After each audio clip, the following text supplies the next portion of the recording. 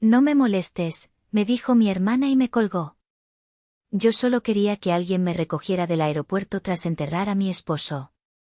Ella iba a una fiesta. Horas más tarde, me vio en las noticias, siendo sacada en camilla de mi propia casa. El golpe seco de las ruedas contra el asfalto me sacó de una duermevela pesada y amarga, un sueño sin sueños lleno del zumbido monótono de la turbina. Aterrizábamos. El Aeropuerto Internacional de la Ciudad de México. A través de la ventanilla, un sol anaranjado y contaminado teñía las nubes, una bienvenida indiferente al invierno perpetuo que se había instalado en mi alma.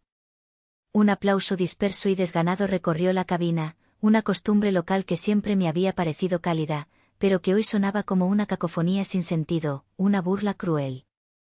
¿Qué celebraban exactamente? ¿El regreso a casa?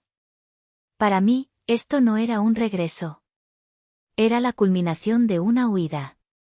Una huida del hospital en Frankfurt, de pasillos que olían a antiséptico y a desesperanza. Una huida de la mirada compasiva de médicos alemanes que, con un alemán torpe y ensayado, pronunciaron la palabra irreversible. Una huida del cementerio silencioso y perfectamente cuidado donde, 48 horas antes, bajo un cielo gris que amenazaba nieve, había enterrado al amor de mi vida, a mi esposo, Iker. El instante en que la señal del cinturón de seguridad se apagó, encendí el móvil. El aparato cobró vida con una vibración epiléptica, un ataque de notificaciones que me hizo estremecer. Decenas de mensajes. El chat familiar, familia Alarcón, era un hervidero de emojis de manos rezando, de corazones rotos y de frases hechas, vacías y pulcras, como, estamos contigo en la distancia, mucha fuerza, Aitana, un ángel te cuida desde el cielo. Palabras. Solo palabras. Se sentían como palmaditas en la espalda mientras te ahogas en medio del océano. 35 años, y aún no aprendía la lección fundamental de mi propia familia, operaban a base de gestos públicos, no de acciones privadas. Lo importante era parecer una familia unida, no serlo. Aún así, una parte estúpida y desesperada de mí, la niña interior que nunca había dejado de buscar su aprobación, se aferraba a una última y frágil esperanza. Ignoré la cascada de mensajes. Necesitaba oír una voz humana, una voz familiar que me anclara a la realidad, que me dijera que no estaba completamente sola en el universo.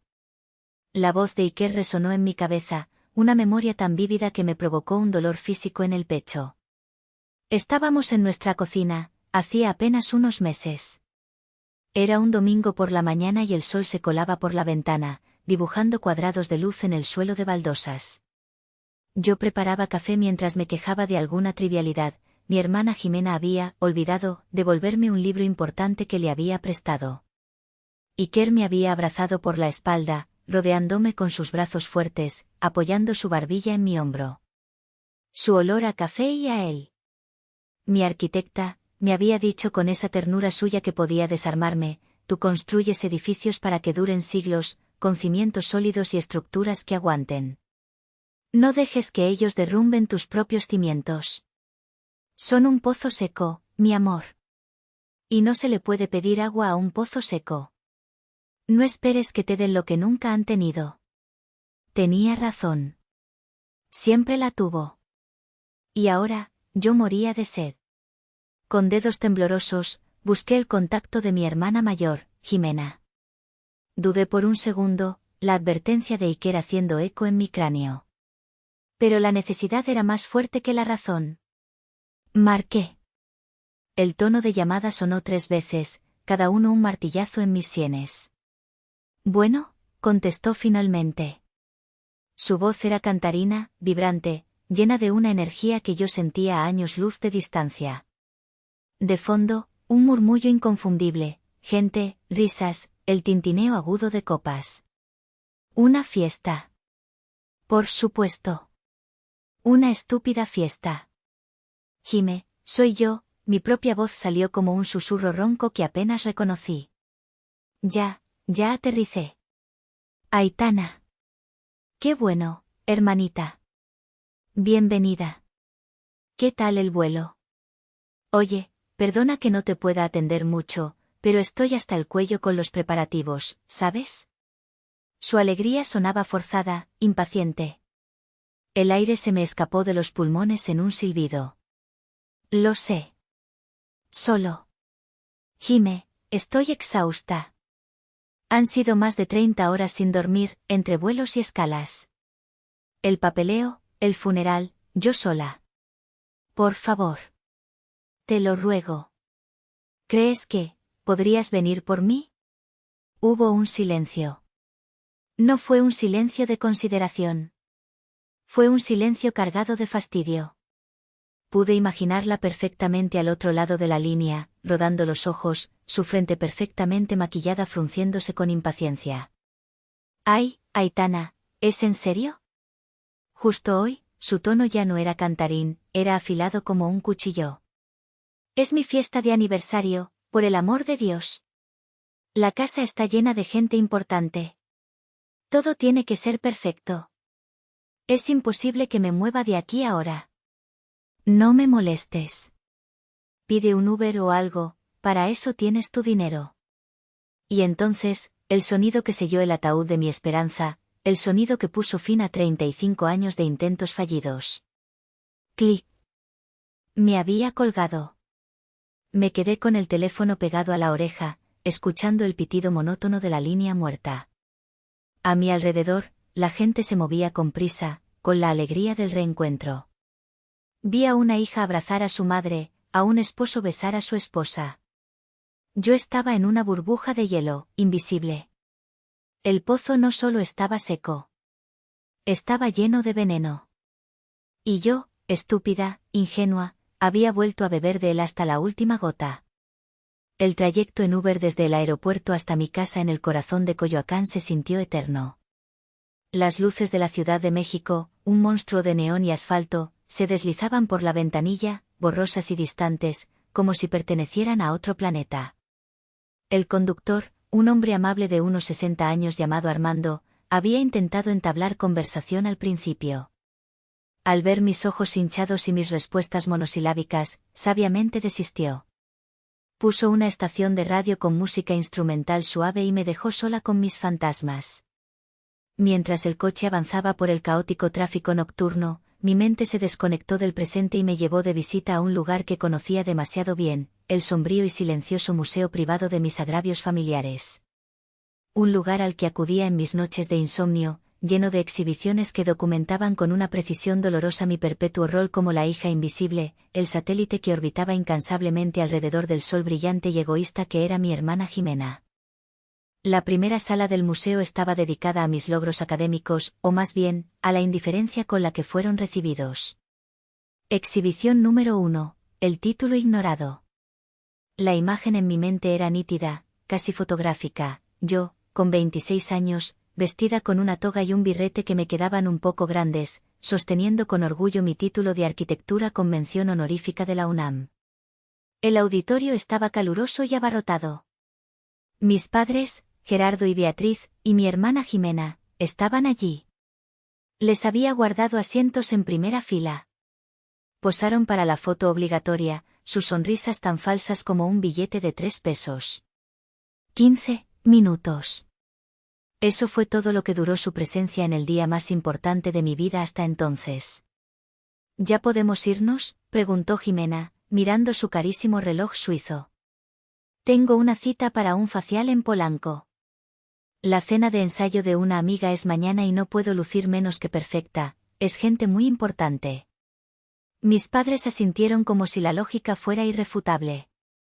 Mi logro, el culmen de 5 años de esfuerzo y noches sin dormir a base de café y anfetaminas, pesaba menos que la preparación para un evento social de una de las amigas de mi hermana.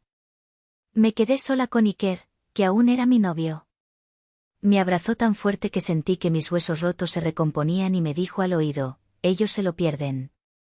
Yo estoy increíblemente orgulloso de la mujer con la que me voy a casar. Su validación era mi único consuelo. Avancé mentalmente a la siguiente galería, la de las emergencias. Exhibición número 2, la enfermedad de segunda clase. La escena cambiaba a un aséptico y deprimente cuarto de hospital del IMSS. Mi padre, Gerardo, se recuperaba de una operación de vesícula que se había complicado. Yo, que acababa de empezar en un despacho de arquitectos de renombre, cancelé la presentación de mi primer gran proyecto, arriesgando mi reputación y un posible ascenso, para pasarme una semana entera a su lado. Le leía el periódico, le ayudaba a comer esa gelatina insípida, escuchaba sus quejas. Mi madre, Beatriz, iba y venía, más preocupada por coordinar las visitas para que no se viera mal, que por el estado real de su esposo. Jimena apareció 2 veces. La primera, para tomarse una selfie con mi padre postrado en la cama y subirla a Instagram con el cursi pie de foto, apoyando a mi papito en las buenas y en las malas. Almohadilla Family First. La segunda, para quejarse. Este olor a desinfectante me deprime, dijo, arrugando la nariz. Además, el estacionamiento es una pesadilla. Me voy, esto me da mala vibra. No se quedó más de 20 minutos en total. La salud de su padre era una inconveniencia, un obstáculo en su ajetreada agenda de cafés y compras. La última exhibición era la más dolorosa, la pieza central del museo, la que siempre me dejaba un sabor a hiel en la boca. Exhibición número 3, el sacrificio dado por hecho. Años atrás, cuando Iker y yo apenas empezábamos a establecernos, Jimena anunció su boda con su ahora esposo, un empresario con más dinero que escrúpulos. Ella quería un evento de revista, algo que mis padres, con sus finanzas de clase media, no podían ni soñar en permitirse. Siguieron semanas de tensión, de lágrimas de cocodrilo de Jimena, de susurros de mi madre sobre la ilusión de su niña y la única boda que tendremos en la familia. Viendo su angustia, y en un último y patético intento por comprar un poco de paz y quizás un gramo de gratitud, tomé una decisión que lamentaría siempre. Usé una parte considerable de mis ahorros personales, el dinero que Iker y yo guardábamos religiosamente para el enganche de nuestra propia casa, y se los di. Para el banquete, les dije, sintiéndome como una mártir estúpida. Un regalo de bodas adelantado. Lo aceptaron como si fuera mi deber. Mi madre me abrazó y me dijo al oído, sabía que podíamos contar contigo, Aitana, siempre tan responsable y sensata. Jimena ni siquiera me dio las gracias directamente, simplemente publicó en Facebook lo bendecida que estaba por tener una familia que hacía sus sueños realidad. Nunca me devolvieron el dinero, ni siquiera lo mencionaron de nuevo. Yo había financiado su fachada de opulencia, y a cambio, ni siquiera había conseguido un asiento de primera fila en su vida. El coche se detuvo con una suave sacudida. Llegamos, señorita. La voz de Armando, el conductor, me devolvió a la realidad. El museo cerró sus puertas, dejándome de vuelta en la fría noche, con el peso de todas esas humillaciones sobre mis hombros. Le pagué, añadiendo una propina generosa. Vaya con cuidado, me dijo. Era un extraño, y en 45 minutos me había tratado con más decencia que mi propia familia en toda una vida. La casa estaba a oscuras. No había ni una sola luz encendida, ni siquiera la del porche que mi madre siempre insistía en dejar prendida por seguridad. Una ironía cruel, considerando que la verdadera amenaza no estaba afuera, sino dentro de los lazos que se suponía debían protegerme. Saqué mis llaves del bolso, mis dedos tan torpes y temblorosos que el llavero tintineó como un aviso fúnebre. El frío de la noche de enero en la Ciudad de México, un frío húmedo que se metía en los huesos, era intenso, pero no se comparaba con el que emanaba de la puerta de madera maciza que Iker y yo habíamos elegido juntos en un mercadillo de antigüedades. Este era el frío del abandono, un cero absoluto emocional. Al girar la llave y empujar la puerta, un olor a encierro, a polvo y a algo vagamente agrio me golpeó en la cara. El aire estaba viciado, inmóvil, como el de una tumba. Encendí el interruptor del recibidor. La luz amarillenta reveló una escena de sutil desolación. El correo se desbordaba de la pequeña cesta de mimbre que teníamos junto a la puerta, una pila de sobres con ventanas, publicidad no deseada y lo que parecían ser avisos de cobro. En el rincón, la maceta de barro que contenía el helecho favorito de Iker, un ser vivo que él cuidaba con un esmero casi paternal, era un amasijo de frondas secas y marrones, quebradizas como el cristal. Muerta. Mi madre, Beatriz, me había jurado por teléfono hacía 2 semanas, no te preocupes, mi hijita, yo me daré una vuelta cada tercer día para regar tus plantitas y recoger el correo. Otra mentira más. Una pequeña y cruel evidencia de que su palabra valía menos que el papel en el que se imprimía la publicidad. Caminé por la casa como un fantasma recorriendo su propia vida pasada. Todo estaba en su sitio, pero todo se sentía equivocado. Era un escenario perfectamente conservado, pero sin su actor principal y por tanto, carente de vida. Fui a la cocina, un espacio que siempre había sido el corazón de nuestra casa, lleno de risas y del olor a café. Abrí el refrigerador con la vana esperanza de encontrar una botella de agua, algo que calmara la sequedad de mi garganta. Solo había un cartón de leche cortada, un limón petrificado y un recipiente de plástico con algo que alguna vez fue comida y ahora era un inquietante cultivo de moho verdoso y negro.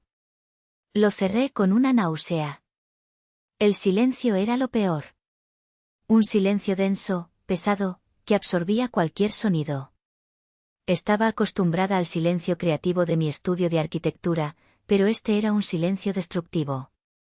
Un silencio que gritaba la ausencia de Iker, su tarareo desafinado de viejas canciones de rock por las mañanas, el sonido de sus pasos firmes subiendo la escalera, su risa profunda y honesta resonando desde el estudio cuando algo en la televisión le hacía gracia.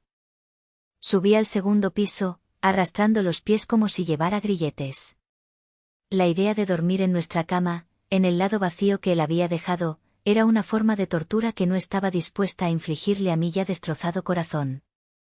Entré en el estudio, su santuario. Sus libros de ingeniería y de historia seguían en los estantes, sus planos a medio terminar sobre la gran mesa de dibujo. Me detuve frente a la pared de corcho donde colgábamos fotos, un timeline desordenado de nuestra historia. Una de nuestra boda, ambos riendo a carcajadas. Otra de un viaje a Oaxaca, con las caras manchadas de chocolate. Una foto tonta que nos tomamos con nuestro perro, Bruno, que había muerto hacía 2 años. Todo era un monumento a una vida que había sido amputada. Mi profesión me había enseñado todo sobre la integridad estructural. Pasaba mis días diseñando cimientos, calculando cargas, asegurándome de que los edificios pudieran resistir el tiempo, el viento, los terremotos. Y ahí estaba yo, la arquitecta, de pie en medio de las ruinas de mi propia vida, dándome cuenta de que la estructura más importante, la de mi familia, había sido construida con materiales defectuosos sobre un terreno inestable. El fallo no estaba en los cimientos de esta casa, que habíamos construido con tanto amor y dedicación.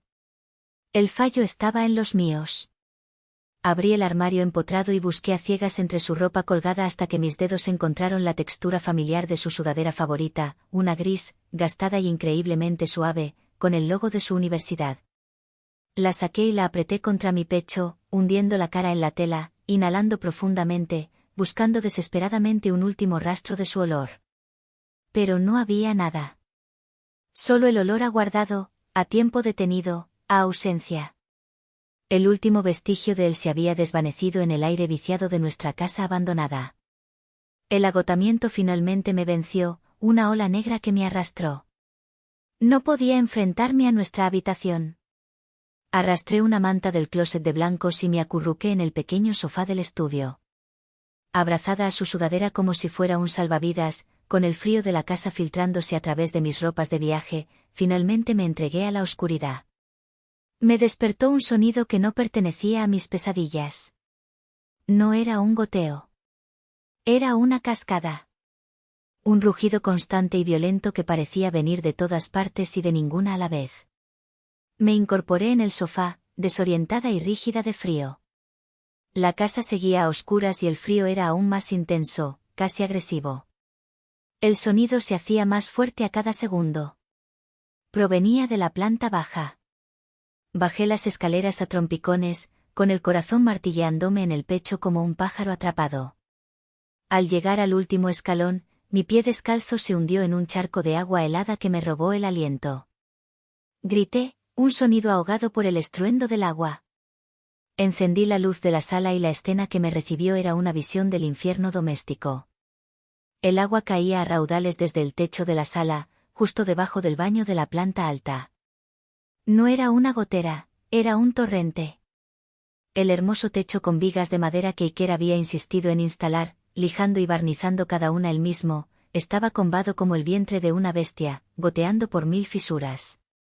El agua corría por las paredes en cortinas plateadas, despegando la pintura y dejando manchas oscuras de humedad.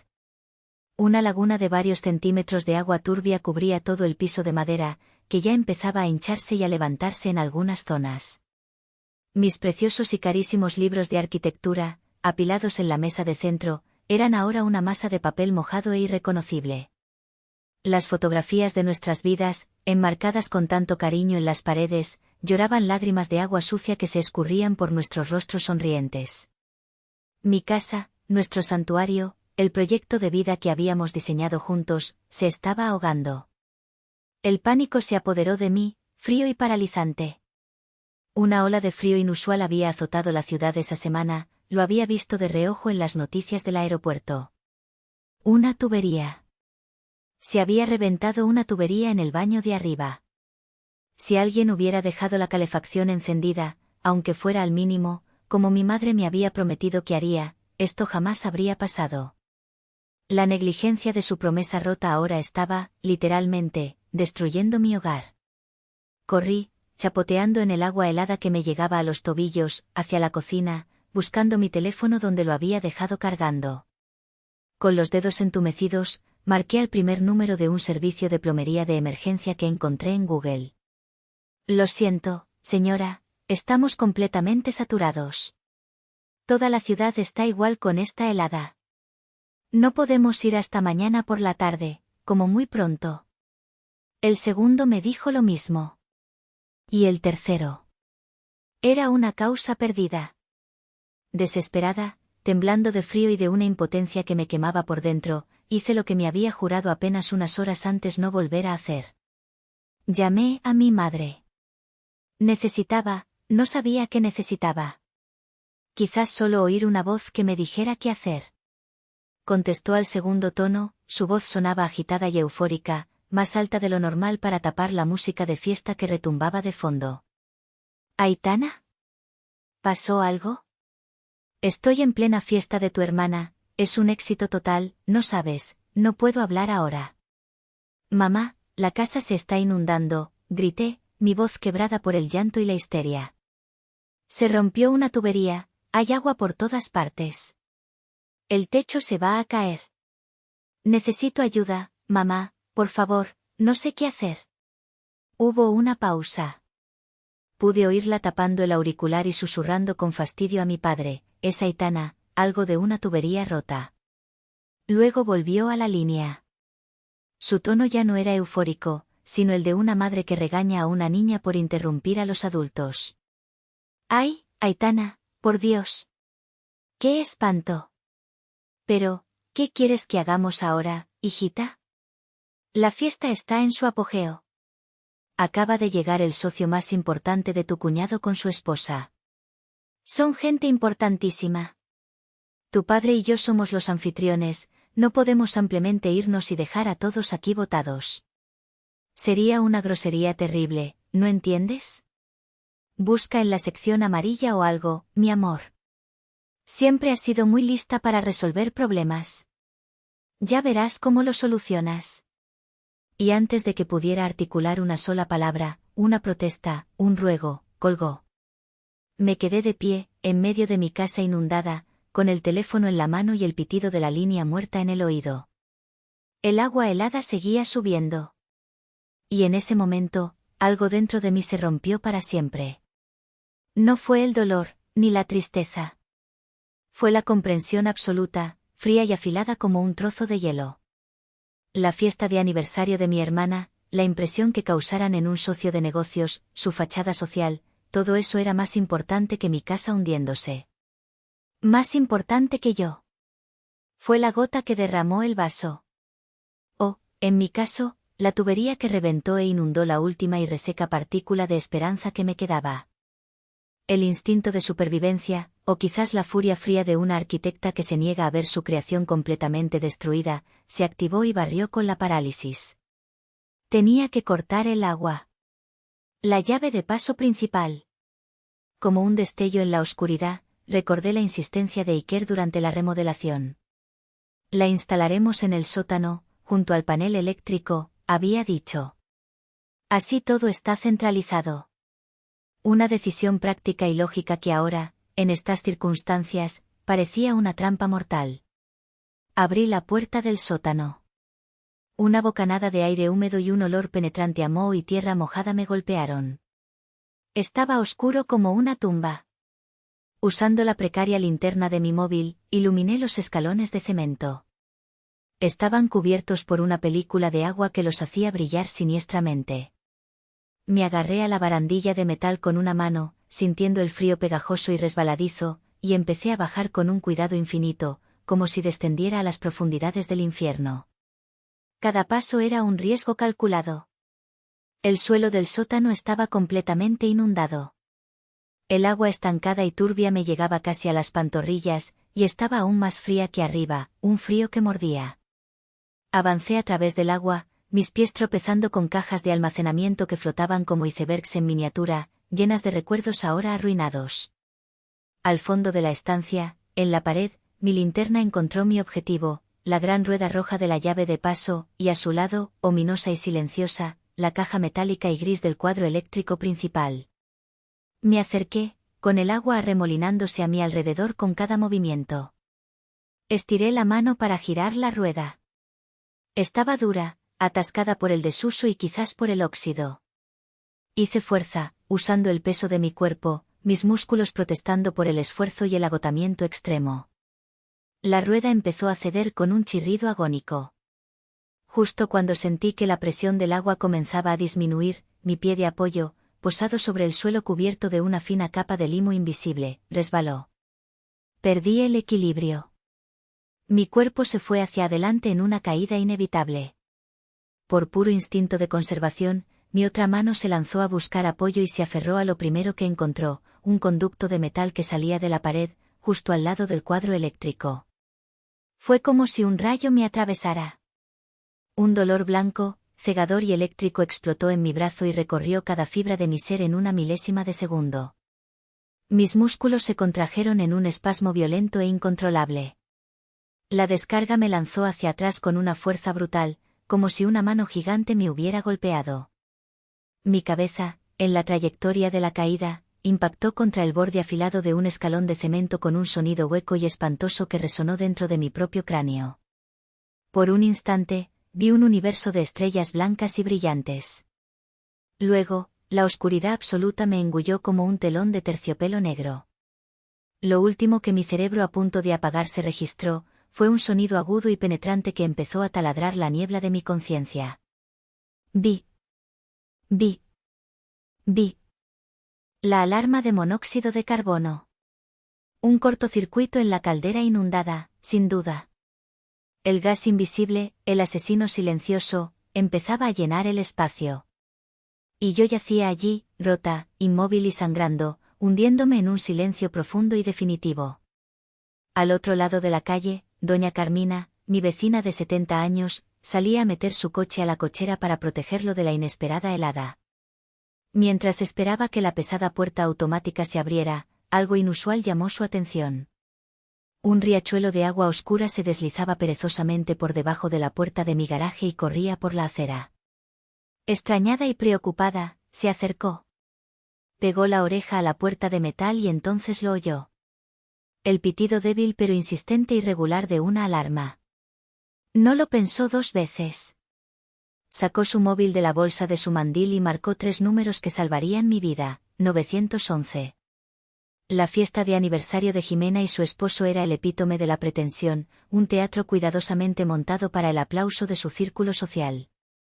En el impecable jardín de su enorme casa en las lomas de Chapultepec, una carpa con calefacción albergaba a unas 50 personas que reían demasiado alto y sostenían copas de champaña demasiado caras.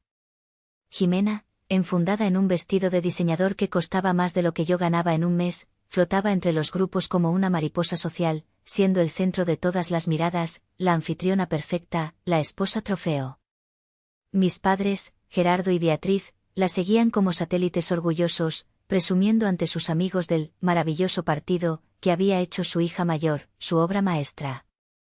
Dentro de la casa, en la sala principal de doble altura, una televisión de pantalla gigante estaba sintonizada en un canal de noticias local, más como un elemento decorativo de fondo que como una fuente de información. Nadie le prestaba la más mínima atención. La verdadera noticia, para ellos, era quién llevaba qué y quién hablaba con quién. Hasta que la programación habitual fue interrumpida por el conocido jingle de un avance de último minuto. La cara seria de la presentadora estelar del noticiero llenó la pantalla. Interrumpimos este programa para informarles de un trágico accidente doméstico que ha tenido lugar hace unos momentos en la alcaldía de Coyoacán. Algunas conversaciones en la sala se detuvieron. El nombre de la alcaldía captó la atención de mi madre, que frunció el ceño.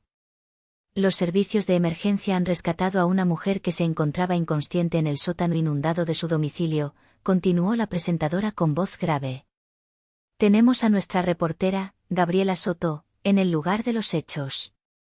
Gabriela, adelante, te escuchamos. La imagen cambió a una escena caótica y demasiado familiar para 3 de las personas en esa sala. Las luces rojas y azules de ambulancias y camiones de bomberos bañaban intermitentemente la fachada de una casa que Jimena y mis padres reconocieron al instante. Mi casa. Un silencio helado, antinatural, cayó sobre la sala. La música y las risas del jardín parecían lejanas, de otro mundo. Todos los ojos, antes fijos en frivolidades, se clavaron en la pantalla. La cámara de la reportera enfocó a los paramédicos sacando una camilla de la casa. Sobre ella, un cuerpo inmóvil cubierto con una manta térmica. Un mechón de mi pelo oscuro se escapaba por un lado, inerte. Gabriela Soto, la reportera, se acercó a uno de los paramédicos, cuyo rostro estaba difuminado para proteger su identidad, pero cuya urgencia era palpable. Oficial, ¿qué puede decirnos sobre el estado de la víctima y las circunstancias de este terrible accidente? El paramédico, visiblemente afectado, negó con la cabeza. Su voz, aunque distorsionada electrónicamente, estaba cargada de una indignación que traspasaba la pantalla. Es una tragedia que pudo y debió evitarse. La encontramos con hipotermia severa, intoxicación por monóxido de carbono y un traumatismo craneal. Unos minutos más y no lo habría contado. Hizo una pausa, y luego añadió la frase que haría implosionar el mundo de mi hermana. Su teléfono estaba en el suelo, aún abierto en un chat familiar. Acababa de llegar de Alemania de enterrar a su esposo. Le pidió a su hermana que la recogiera del aeropuerto. La respuesta, según leímos, fue que no molestara, que estaban en una fiesta. Es inhumano. En la opulenta sala de las Lomas, se podía oír el zumbido del refrigerador de vinos. Mi padre se quedó blanco como el papel, mi madre se llevó una mano a la boca, ahogando un grito que se convirtió en un gemido. Los invitados se miraban unos a otros, susurrando, algunos sacando sus teléfonos discretamente para grabar la pantalla. Jimena, que acababa de entrar del jardín para buscar más champaña, se quedó paralizada en el umbral. Su rostro, una máscara de horror, vergüenza y pánico.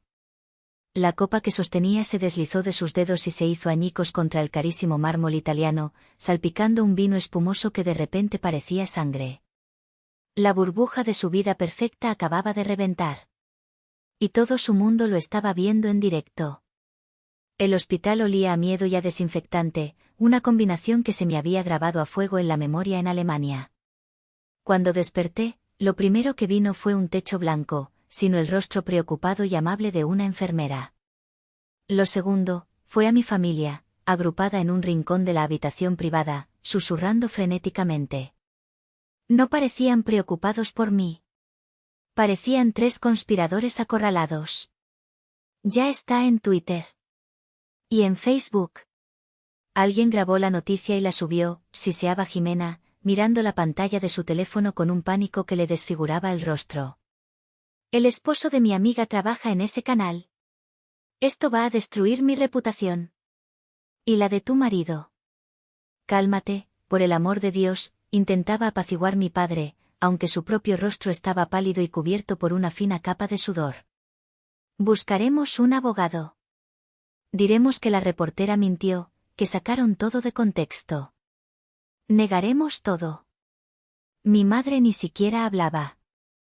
Solo se mesaba el pelo con un gesto histérico, mirando hacia la puerta como si esperara que un pelotón de fusilamiento social entrara en cualquier momento para ejecutarla. Aclaré la garganta.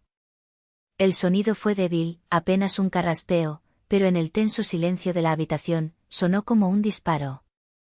Los tres se giraron hacia mí, sus rostros una mezcla cómica de sobresalto y una torpe simulación de alivio. Aitana, mi amor, despertaste, gracias a Dios, dijo mi madre, acercándose a la cama a toda prisa. Intentó tomar mi mano, pero la aparté con la poca fuerza que tenía. Justo en ese momento, la enfermera de ojos amables, cuyo nombre supe después era Laura, entró en la habitación. Señorita, qué bueno que despierta. El médico vendrá a verla en un momento.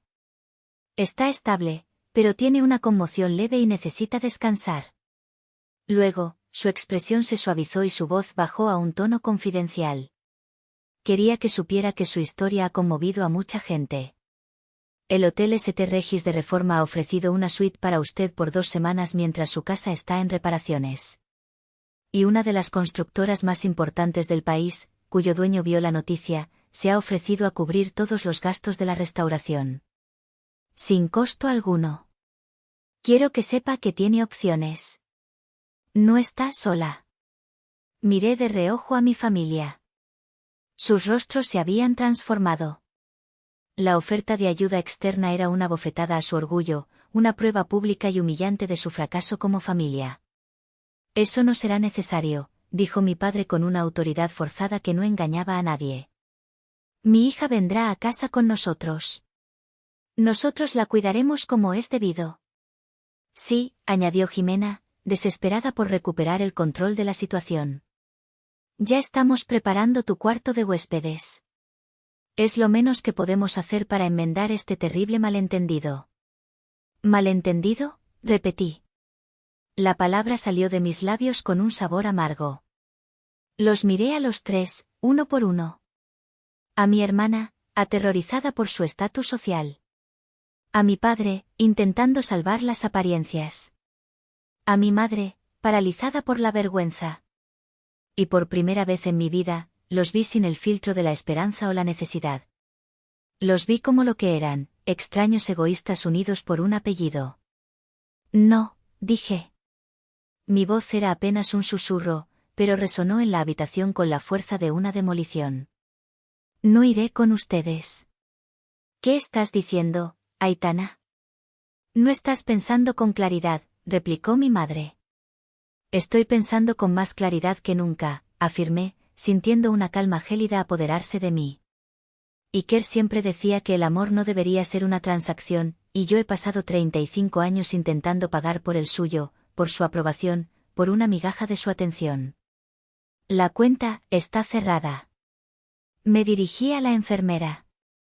Laura, acepto la ayuda de la gente que me la ofrece sin pedir nada a cambio. Se quedaron en silencio, boquiabiertos. Derrotados. No por haberme perdido a mí, sino por haber perdido el control de la narrativa. Se dieron la vuelta y salieron de la habitación sin decir una palabra más. Y mientras los veía irse, no sentí dolor. Ni siquiera sentí rabia. Sentí paz. La paz que se siente al demoler un edificio condenado para poder, por fin, empezar a construir algo nuevo y sólido en su lugar. Los meses que siguieron fueron un borrón de reconstrucción, tanto literal como figurada.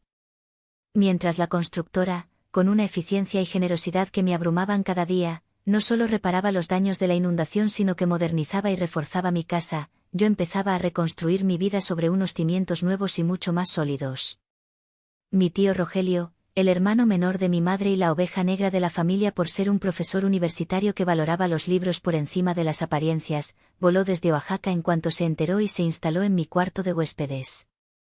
Su presencia tranquila, su humor ácido y sus conversaciones nocturnas fueron mi ancla en la tormenta.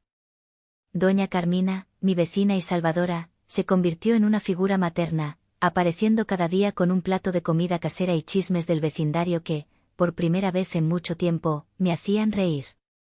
En las ruinas de mi antigua vida, encontré una familia elegida, una estructura fuerte y flexible, unida no por la sangre, sino por el afecto genuino y el apoyo incondicional.